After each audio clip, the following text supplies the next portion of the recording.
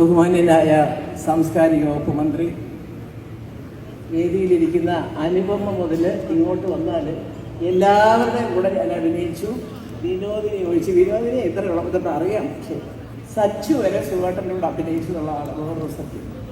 പിന്നെ വേദിയിലിരിക്കുന്ന ക്ഷണിതാക്കളെ, വലിയൊരു സന്തോഷം. ഞാനത് മിനിസ്റ്ററോടെ കണ്ടപ്പോഴേ പറഞ്ഞു, പൊതുവേ നമ്മളൊക്കെ ധരിച്ചിരിക്കുന്നത് കമ്മ്യൂണിസ്റ്റ് മന്ത്രിസഭ വന്ന കലാകാരങ്ങളുടെ നേരെ തിരിച്ചാണ്. എൻ്റെ അനുഭവം പറയുക, ഒരുപാട് സംഘടനകൾ ഇവിടെ ഉണ്ട്. ആദ്യമായിട്ട് 50 വർഷം കഴിയുമ്പോൾ ഒരു സിനിമാ സംഘടന എന്നെ വിളിച്ചിട്ടില്ല, എന്നെ തന്നെ ആരെയും തന്നെ ഇതുപോലെ കണ്ടിട്ടില്ല, കേട്ടിട്ടില്ല. പക്ഷേ എനിക്ക് ആദ്യം നന്ദി പറയാനുള്ള, ഞാൻ മിനിസ്റ്ററോടെ പറഞ്ഞു, അദ്ദേഹത്തിൻ്റെ പെർമിഷൻ വാങ്ങിച്ചു. മാധ്യമ സുഹൃത്തുക്കളോടാണ് എന്നെ ഞെട്ടിച്ചുകൊണ്ട് 50 വർഷം കഴിഞ്ഞ് എനിക്ക് തിരുവനന്തപുരത്ത് മല്ലികാ വസന്തം എന്ന് പറയുന്ന പേരിൽ ഒരു സ്വീകരണം തന്നു.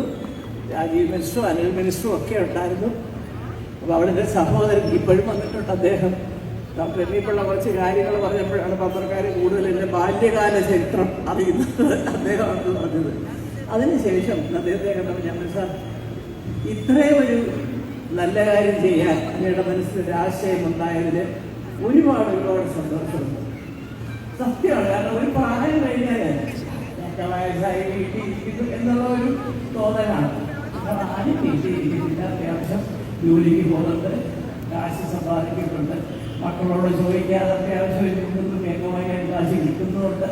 അപ്പം അതുകൊണ്ട് എനിക്ക് ഒരുപാട് നന്ദിയുണ്ട് സാർ. കാരണം എനിക്ക് ഒന്നാമത്തെ കാര്യം മിനിസ്റ്ററുണ്ട്, പിന്നെ പ്രേമിന് അറിയാം കലാകാരന്മാരുടെയും കലാകാരികളുടെയും മനസ്സിലുള്ള ചില വ്യഥകൾ എന്താണുള്ളത്.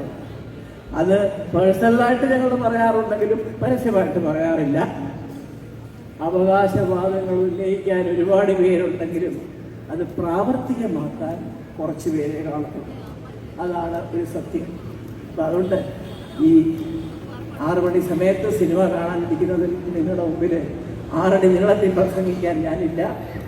ഏതായാലും വലിയ സന്തോഷം. എനിക്ക് എങ്ങനെയാണ് മിനിസ്റ്ററിനോടും മിനിസ്റ്റർ വഴി ഈ സർക്കാരിനോടും എനിക്കും ഇവർക്കെല്ലാം വേണ്ടി ഞാൻ സംസാരിക്കുകയാണ്. ഇവരെല്ലാവരും എന്നോട് പറഞ്ഞാൽ മതിക, അയ്യോ നീയാവത് സൊല്ല്. ഇപ്പം എൻ്റെ അടുത്തിരുന്ന് ഹേമാ ചൗധരി പറഞ്ഞതാണ്, ചേച്ചി തലയായിട്ട് നല്ല ഒന്നാമത്തെ 2 എല്ലാ ഭാഷയും സംസാരിക്കുന്ന ആളാണ് ശ്രീല ചേച്ചി. ഏതായാലും പറയണം, നമ്മുടെയൊക്കെ മനസ്സിൽ വീട്ടിലിരുന്ന് നമ്മളത് ആരും ഓർക്കുന്നില്ലേ എന്ന് ചിന്തിച്ചപ്പോഴാണ് ഇങ്ങനെ ഒരു പരിപാടി വരുന്നത്. ഒരിക്കലും മറക്കില്ല സാർ. നല്ല അർത്ഥവത്തായ പേര്, മറക്കില്ല ഒരിക്കലും. അത് സർക്കാർ ഞങ്ങളെ മറക്കില്ല എന്നുള്ളതിനുപരിയായിട്ട് ഞങ്ങൾ ഈ സർക്കാരിനെ മറക്കില്ല എന്നുള്ളതാണ് സത്യം. തീർച്ചയായിട്ടും ഒരിക്കൽ കൂടി എൻ്റെ ഹൃദയം നിറഞ്ഞ നന്ദി മിനിസ്റ്ററോട്, പ്രേമിനോട്, ഈ അക്കാഡമിയുടെ എല്ലാ സാരഥികളോടും, ഒപ്പം തന്നെ എൻ്റെ സഹപ്രവർത്തകരോടും ഞാൻ അറിയിച്ചുകൊണ്ട് വാക്കുകൾ നിർത്തട്ടെ. എനിക്കിനി എൻ്റെ ഈ ഫോട്ടോ ഒക്കെ എൻ്റെ മക്കൾക്ക് അയക്കണം, നോക്കിയിരിക്കുന്നുണ്ട്. അപ്പോൾ അതൊന്ന് അയക്കണം, ഞാൻ വീട്ടിൽ വെച്ച് വേണം അതൊക്കെ ചെയ്യാം. വലിയ സന്തോഷം. തുടർന്നും ഈ സ്നേഹം നൽകുക.